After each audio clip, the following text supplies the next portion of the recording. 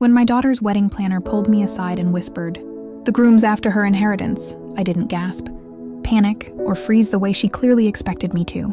Instead, I smiled. Not because I was happy, but because in that moment everything suddenly made sense. Every strange detail, every moment that had bothered me, every red flag I had pushed down for the sake of my daughter's happiness. I smiled because I finally had confirmation that I wasn't crazy. But now I need to ask you, knowing what I knew, and knowing what I chose to do afterward, was I wrong for what I did?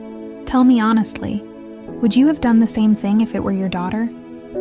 It all started long before that whisper, long before the planner nervously twisted her clipboard in her hands and looked over her shoulder like she was about to commit treason. It began 8 months earlier, the day my daughter, Emma, came home practically glowing from excitement.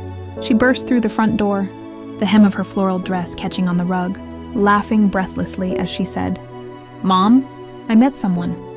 That sentence alone put a lump in my throat. After years of painful heartbreaks, disappointments, and a long healing journey after her father, my husband, passed away, she finally looked truly happy. I had prayed for that smile. I had hoped for it. I had begged for it on nights I cried myself to sleep, wondering if she'd ever find someone who truly saw her for who she was. So when she spoke about him, his name was Jason, I tried to welcome the excitement instead of the worry creeping up inside me. She told me he was charming, handsome, smart, attentive. She told me he listened in a way no one ever had. She told me he said all the right things.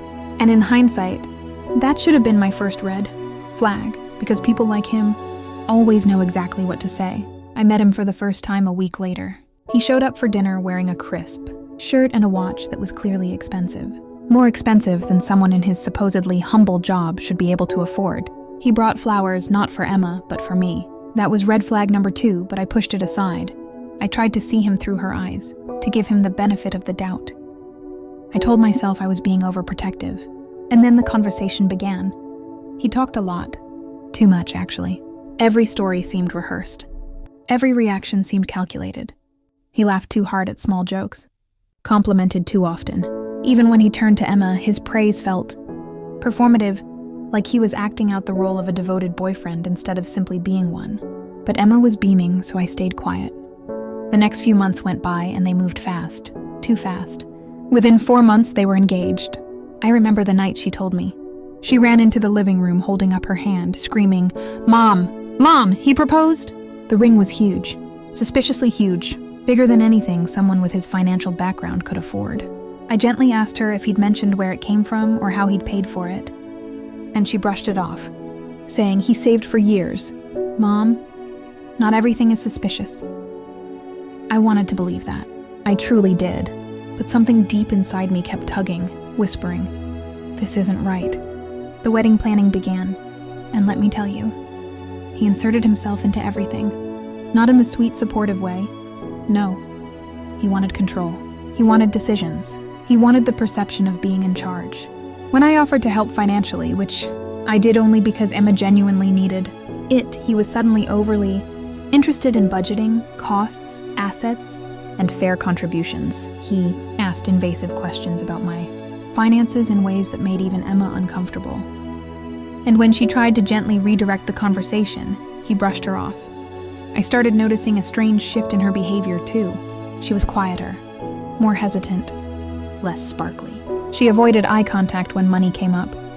She flinched when he made passive-aggressive comments. At one point, she canceled a small brunch we had planned because Jason thinks it's unnecessary, and they needed to focus on important planning. The tone she used wasn't her own. It felt borrowed. It felt coached. And then came the will conversation. My late husband had left behind a sizable inheritance for Emma, enough to give her security for life, enough that I never had to worry about her future.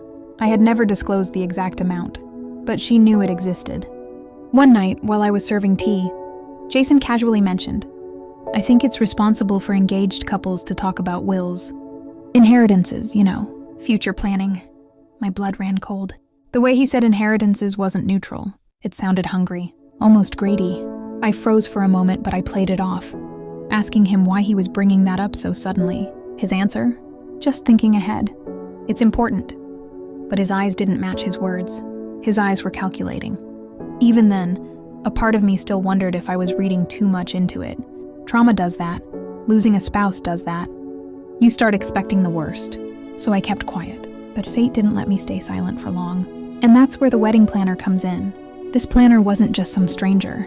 Her name was Abigail, and she had known our family for years. She helped organize Emma's 16th birthday, her college send-off, even small charity events my husband and I hosted. She knew us. She loved Emma genuinely.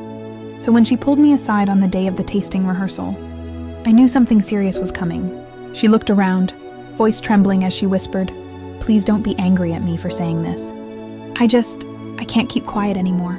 I overheard the groom talking to his best man earlier. He said, and I'm quoting him, "Once we're married, that inheritance will solve everything." He was bragging about it. He made it sound like the marriage was just a step toward getting the money. My hands went numb. My heartbeat slowed.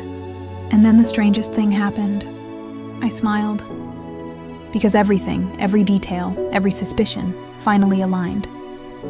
I thanked her quietly, told her she did the right thing, and then I went home.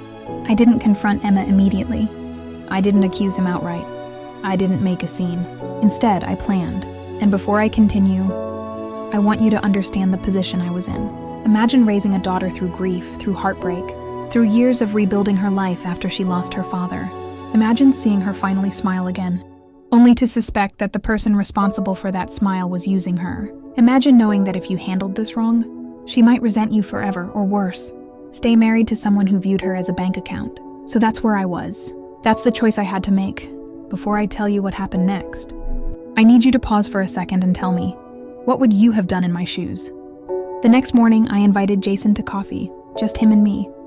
I told him Emma had a bridesmaid's appointment and I wanted some bonding time. He agreed. Smugly, when he arrived, I already had everything prepared. I poured him tea, smiled warmly, and said, "Jason, I've been thinking a lot about the wedding and the future. Since you're joining our family, I want to talk about Emma's financial situation." His eyes lit up, and he leaned forward eagerly. That was confirmation number 200 at this point. I kept my smile steady as I continued. "Your comment about inheritances the other night got me thinking. So I talked to our lawyer. We've decided to place Emma's inheritance into a secured trust, one she can access only after 10 years of marriage." His face drained, of color so quickly it was almost comical. Then, like a cornered animal, he tried to play it off, saying, "Oh, that's great, financial responsibility is important," but his jaw was clenched so tightly I thought his teeth might crack. I watched him unravel silently, but I wasn't done. I continued gently. "And just to be safe, the trust includes an additional clause. If at any point she files for divorce due to emotional or financial manipulation, the trust becomes fully inaccessible to you and sealed permanently." He snapped. His mask shattered. He raised his voice. He slammed his cup on the table. He accused me of interfering, controlling, ruining his future. Future, not Emma's future. His future. I stared at him silently while he ranted. And then I asked quietly, "So you admit the money matters that much to you?" He froze. He tried to backtrack. He tried to soften his tone, but the damage was done. He realized he had exposed himself. And that's when I calmly said, "This conversation is being recorded. And if you ever go near my daughter again with anything other than genuine intentions, I will expose every word you just said." He stormed out. I didn't tell Emma immediately. I gave myself time to think. But fate intervened again. That same evening, his best man, who apparently had more conscience than Jason, called Emma crying. He told her everything. The bragging, the comments, the intentions, everything. She came to my house shaking, sobbing, devastated. She collapsed into my arms whispering, "Mom, you were right. You tried to warn me." And I held her, like I did when she was 5 years, old, and scraped her knee. She called off the wedding that night. Jason tried to guilt her. Then he tried to threaten her. Then he tried to apologize. And when none of that worked, he finally revealed himself completely. He demanded she at least give him something. For the months he invested, that was his phrase. Months he invested, like she was a stock. She blocked him everywhere. In the aftermath, Emma struggled. Her trust was shattered, and it took months for her to rebuild her sense of self-worth. But she did. Slowly, carefully. She started therapy. She leaned on friends. She spent more time with me. And eventually she began to smile again. Not the blinding, overly excited smile she had when she met him, but a real one, a peaceful one. And now, as I look back on everything, the warning signs, the planning, the confrontation, I still ask myself, was I wrong? Was I too harsh? Too strategic? Or did I do exactly what any mother would have, done to protect her child from a future built on manipulation and greed? I'd love to hear what you think, because sometimes I still replay that conversation in my head. If you were on my side through this whole mess, make sure to like this video. If you want more stories like this, stories about family, betrayal, and the lengths we go to for the people we love, hit that subscribe button. And don't forget to share your final thoughts in the comments. I'll see you all in the next story.